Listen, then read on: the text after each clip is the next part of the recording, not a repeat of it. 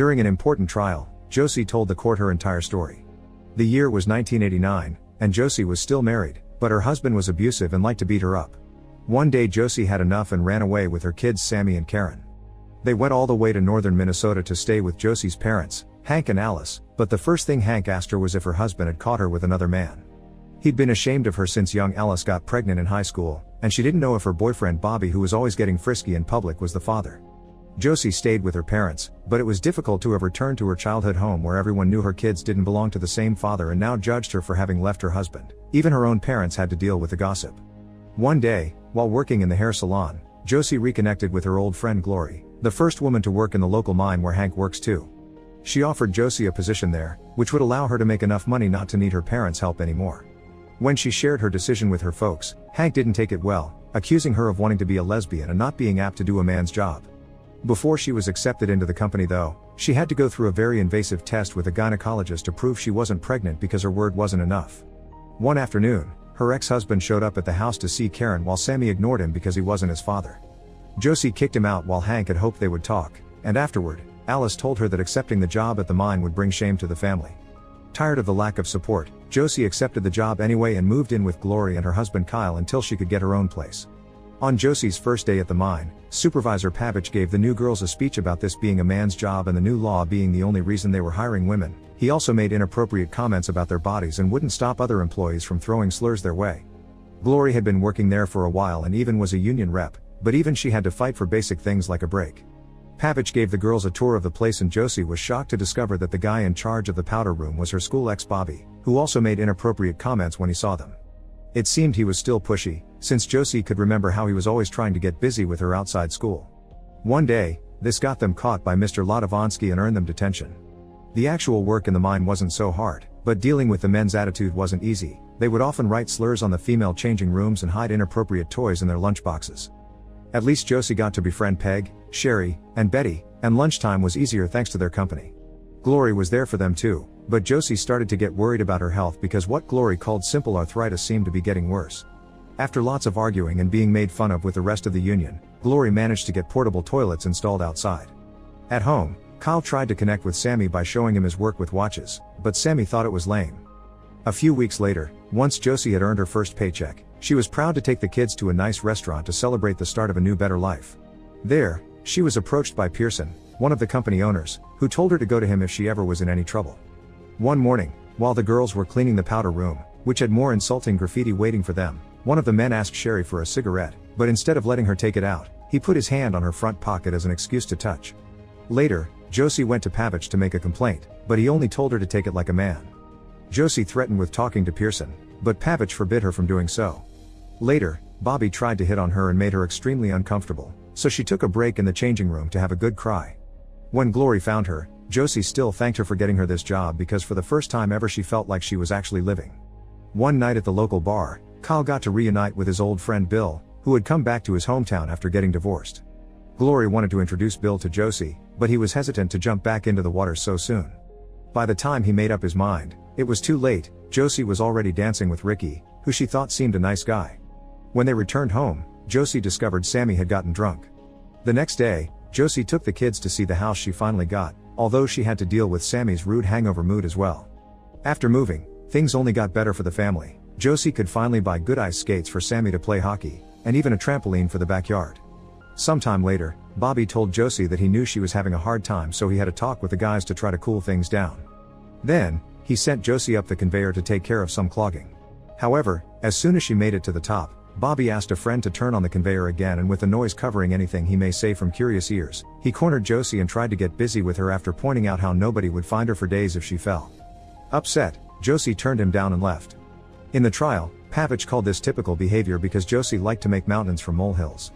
Josie had told him about what happened on the conveyor, and all Pavich did was give Bobby a talk. This made Josie remember the day she and Bobby had detention with Latavansky. Bobby had been allowed to leave, but the teacher made Josie stay longer to have a word with her. Back to Josie's story, one afternoon she invited her parents to come to Hank's hockey match on Sunday, but Hank made up some excuse not to go. Josie tried to make him see reason, pointing out how she worked hard and got her own place the same way he did, but he got offended by the comparison. When Sunday came, Glory and Kyle brought Bill so he could finally meet Josie. Her parents came as well, but they sat away from them. Sammy wasn't having a good time though. His teammates won't make passes to him because their parents don't want them to be friends with him.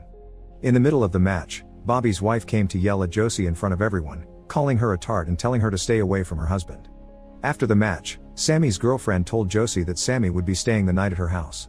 Josie didn't even know Sammy had a girlfriend and never gave him permission to stay anywhere else, thus she rushed to the girlfriend's car to drag Sammy out.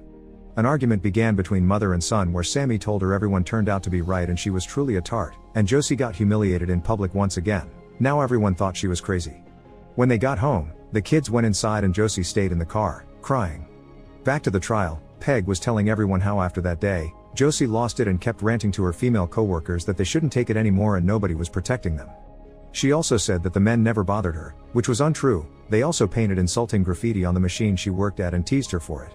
Whenever the women got together after work, Josie tried to convince them to go see Pearson together, but they were too afraid to lose their jobs or to get even more harassed for being tattletales.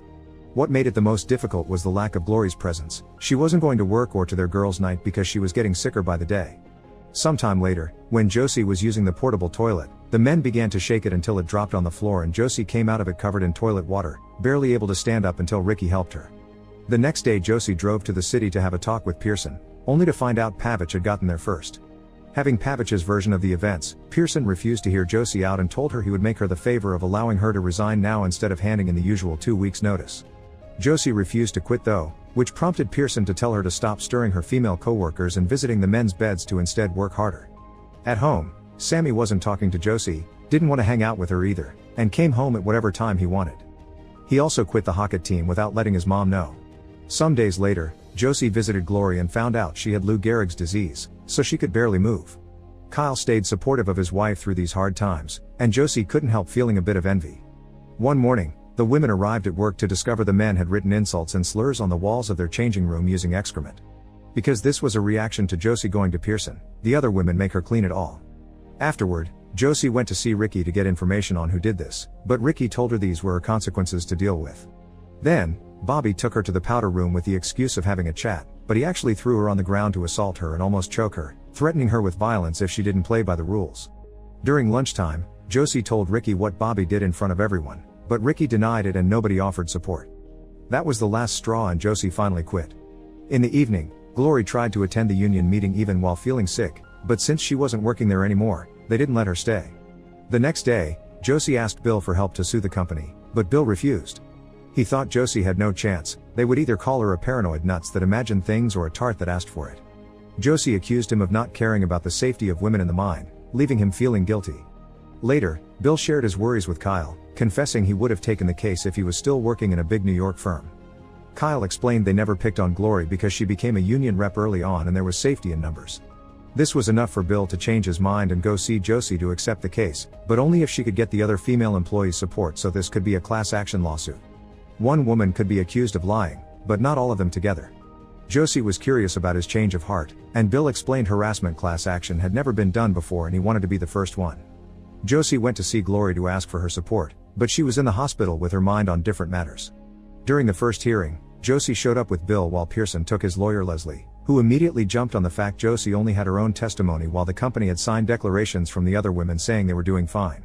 The judge decided to give Bill and Josie a chance, but they had to find a minimum of 3 supporters for this to properly become a class action.